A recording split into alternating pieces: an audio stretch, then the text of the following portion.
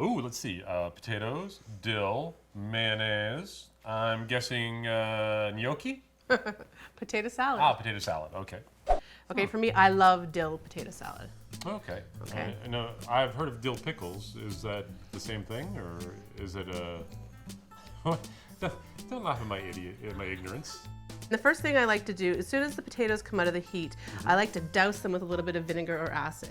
Oh. Okay, because it really intensifies the flavor of your potato salad. No, do you use just white vinegar? Do you use wine vinegar? Well, you could use either, but in this case, because we're making a dill, we're going to use the pickle juice.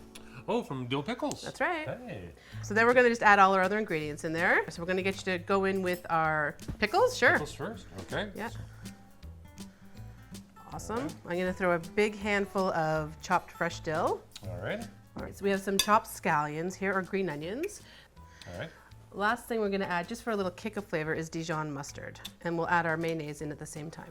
Yes. So really simple to make a potato salad. It is.